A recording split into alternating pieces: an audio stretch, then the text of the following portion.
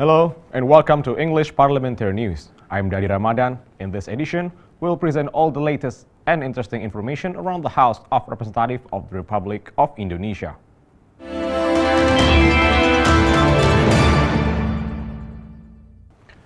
The chairman of the House of Representatives of the Republic of Indonesia, SETYA Novanto, says the completion of general election bill's draft that is currently being discussed by the ad hoc committee of the House expected to be done by deliberation for consensus. Located in the official residence of the chairman of the House in Widya Chandra Residence Complex, Jakarta recently, in the celebration of Eid al-Fitr 1438 Hijri, the Speaker of the House of Representatives of the Republic of Indonesia, SETYA Novanto held Halal Bihalal event and open house attended by members of the House and a number of state's high officials as well as the officials and employee of the General Secretariat of the House. Following to the discussion of General Election Bill draft, the Speaker of the House conveys that the politicians and party leaders have been conducting intensive communication on several crucial issues in the draft of General Election Bill. Therefore, Novanto hopes that the committee will immediately finish the discussion through deliberation for consensus method. Semuanya kita serahkan pada pansus, kita harapkan semuanya bisa selesai secara musyawarah dan tentu kita harapkan partai-partai semuanya bisa bersama sesuai keinginan partai-partai dan juga keinginan pemerintah sehingga kita tidak berlarut-larut dan ini yang ditunggu-tunggu oleh masyarakat. Tentu saya selaku Ketua DPR mengharapkan masalah ini bisa selesai dengan secepatnya. SETYA Novanto argues that the forming process of General Election Bill should not be loaded to the President. Novanto orders the ad hoc committee of General Election Bill and all parties participating in the preparation of this bill to show their integrity in forming process that aims to optimize and accelerate the process of General Election Bill discussion process. Ya, kita sebaiknya kita tidak membebankan kepada Presiden karena kita yakin partai-partai lain kita bisa melakukan suatu musyawarah bersama. Presiden sudah mewakilkan pemerintah dan juga partai-partai sudah mengadakan pembicaraan-pembicaraan. Ferdian Handoko and SETYA, Dpr Parlemen report. The House of Representatives of the Republic of Indonesia supports the enhancement of the role and participation of women in the World Parliamentary Forum through the nomination of Mexican Senator GABRIELA CUEVAS from Grolac region, which covered Latin American and Caribbean group area, as the president candidate of Interparliamentary Union for the period 2017 and 2020.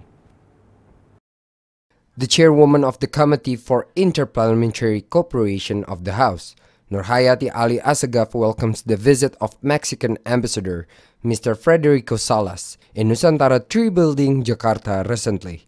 NURHAYATI ASSEGAF appreciates the proactive manner of the Mexican ambassador in requesting support from Indonesian Parliament towards the nomination of Senator GABRIELA CUEVAS as a presidential candidate of Interparliamentary Union or IPU for 2017 until 2020 period. According to NURHAYATI, Indonesia has a big role in encouraging women participation in the World Parliamentary Forum, since there has never been a woman serve as the president of Interparliamentary Union since its establishment in 1889. Kita punya grup kerjasama bilateral antara Indonesia dan Chile sudah terbangun dan mereka sudah berkunjung ke Chile untuk tentunya menindaklanjuti dan bekerja sama misalnya ada misalnya kita minus ya defisit ekspor kita dan lain sebagainya, itu biasanya melalui parlemen pembicaraan itu juga kita bahas begitu. NURHAYATI further says that Indonesia has an important role in IPU since there are many members of Indonesian Parliament who occupy strategic position in this World Parliamentary Organization. One of them is NURHAYATI herself, who served as the president of International Humanitarian Law, whose duty is to handle conflict, war, and disaster issues occurring in different parts of the world. Nanda Octaviani, Bani, and SETYA, Dpr Parlemen report. Commission 8 of the House urges the Indonesian government to undertake a rearrangement that involves educational institutions as well as community organizations in religious field related to the 5-day or full-day schools discourse. The rearrangement is seen as important to make the presidential regulations to be more comprehensive and represent all elements. Speaking after a meeting with BNPB recently, the Vice Chairman of Commission 8 of the House, Nur Ahmad, says the 5-day school discourse should be coordinated well by the government, educational institutions, and community organizations. Nur Ahmad adds the coordination is essential to make sure the future policies will be more representative to all community layers that aims for the improvement of education quality in all regions of Indonesia. Kalau sekolah 5 hari, berarti sore harinya terkena semuanya. Artinya itu berarti akan mematikan sekolah-sekolah sore hari, madrasah diniyah lah gitu. Dan itu yang menyelenggarakan adalah organisasi-organisasi keagamaan yang besar, sehingga nanti akan mengganggu situasi di daerah terutama sekali.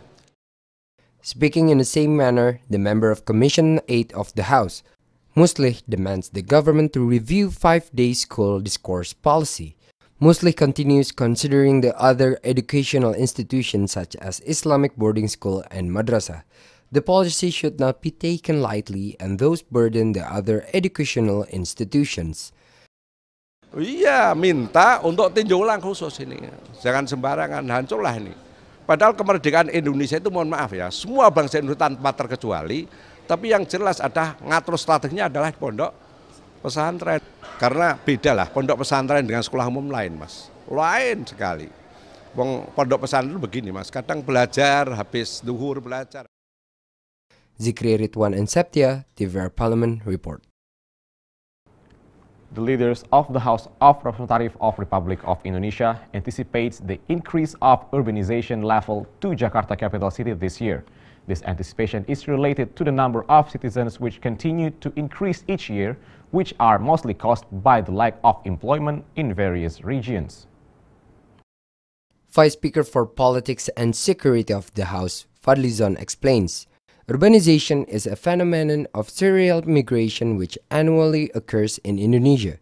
According to Fadlizon, the urbanization is seen as the step to improve the standard of living and social status for numbers of citizens. However, it also causes negative impact, such as high unemployment rate in capital city or other big cities such as Jakarta. Therefore, Fadlizon says the government needs to optimize regional potential by empowering the human resources through training in order to increase economic improvement in other regions. Moreover, a good financial management that completed by excellent human resource quality is important to reduce the high influx of urbanization rate to big cities in the future. Kalau tidak ingin ada urbanisasi, ya desa-desa harus dimajukan, harus ada sumber-sumber ekonomi di desa-desa dan daerah-daerah pinggiran, daerah-daerah tertinggal dengan kegiatan-kegiatan usaha ekonomi yang bisa menghasilkan income bagi masyarakat di sana. Tapi kalau di desa-desa, di daerah-daerah itu tidak menghasilkan, pasti mereka akan mencari ke kota. Speaking in similar manner, Vice Speaker for Industry and Development of the House, Agus Harmanto, asserts a policy needs to be taken to suppress the rate of urbanization through some alternative programs such as Community Empowerment Program funded by the central government that will later be transferred to the regions in the form of village funds and expected to be able to produce more job opportunities to Indonesian people in the regions. Program itu belum rata, sehingga misalnya kebutuhan di daerah itu tenaga kerja misalnya kebutuhannya itu cuma 100 orang, padahal yang ingin angkatan kerjanya 1000 orang, kan tidak sebanding. Saat mau tidak mau kan pasti dia juga akan lari ke kota untuk mencari pekerjaan. Mega Edo and SETYA, Dpr Parlemen Report. The House of Representatives of Republic of Indonesia appreciates the government's performance in stabilizing food price during Ramadan fasting period and Idul Fitr. Following to the appreciation, the House demands a continuous good performance level from National Logistic Agency or Bulog by strengthening Bulog into a food securities institution which regulates everything related to the food, such as availability, prices, and also limitation of food imports as mandated in food law. The member of Commission 4 of the House, Firman Subagio, argues, with the change of National Logistic Agency or Bullock Authority, post-New Order era which put Bullock into a commercial institution equivalent to companies that only keep 11 food commodities, caused to Bullock's inability in overcoming food self-sufficiency problems in the country. Thus, to do a budget saving, Firman advised the government not to form a new resilience agency, but instead simply restore the role and authority of Bullock to when Indonesia succeed in realizing self-sufficiency and food price stability in the New Order period and solving food price problem.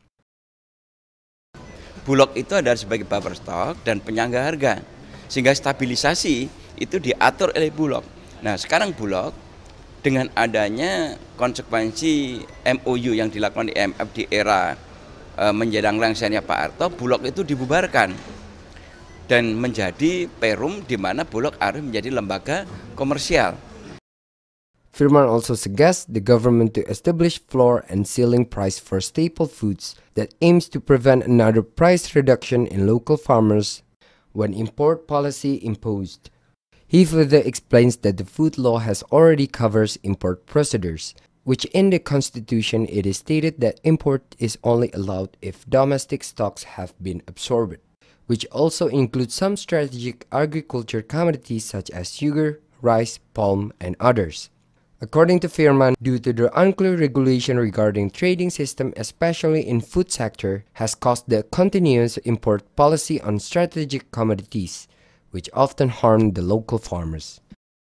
Kembalikan seperti Bulog masa lalu diperkuat, kemudian fungsi kontrolnya diperkuat, tidak boleh diintervensi siapapun. Tugasnya mereka adalah menjadi buffer stock dan penyangga pangan, penyangga harga, dan kemudian mereka diberikan otoritas dan dikendalikan oleh negara. Ayu Rifki and SETYA, Dpr Parlemen, report. Commission 10 of the House encourages partnership between Creative Economy Agency or BKSAP with various universities in conducting research on the people's creative economy activities, which is currently not categorized as creative industry sector. In the meeting between Commission 10 of the House and Creative Economy Agency, or BKSAP, at the Parliament building recently, the member of Commission 10 of the House, Nuroji, explains, through making various types of business in society as industrial sectors, it can lead to an increase in national economic growth. However, Nuroji regrets that many of small business activities nowadays run by Indonesian youth, especially those engaged in food and fashion sectors, who are not clearly categorized yet. Therefore, Nuroji demands BKSAP to cooperate with universities in categorizing society's business sectors and decide whether it's included in home industry, small industry, or creative industries. Seperti di Cina, misalkan membuat satu produk handphone itu komponen-komponen kecilnya dibuat oleh industri rumahan. Nah, itu kalau bisa jadi industri kreatif yang bisa membuat aksesoris handphone. Nah, itu bukan pabrik-pabrik besar. Nah, itu yang bisa menumbuhkan sektor kreatif. Member of Committee 10 of the House, Lydia Hanifa Amalia, deplores the absence of a clear grand design about the direction and purpose of Creative Economic Agency, or BKSAP, as a newly established government body. Lydia further explains the absence of a clear grand design from BKSAP leads to various economic activity programs that overlaps between BKSAP and the Ministry of Industry. Bukan tidak mungkin jika memiliki sebuah grand design, kan nanti di SDM-nya, peningkatan kualitas SDM dengan cara begini, bekerja sama dengan kementerian mana, tidak berdiri sendiri tentunya. Tapi itu bagian-bagian yang menurut saya luput untuk diperhatikan, sehingga tidak semua orang paham tentang badan ekonomi kreatif. Sanika Bowo and SETYA, Dpr Parlemen, report. And that rounds up this edition of English Parliamentary News. On behalf of all the crew of TV Parlemen, we would like to thank you for your attention. We'll meet again in the next edition of English Parliamentary News. From me, Dedi Ramadan, once again, thanks for watching and goodbye.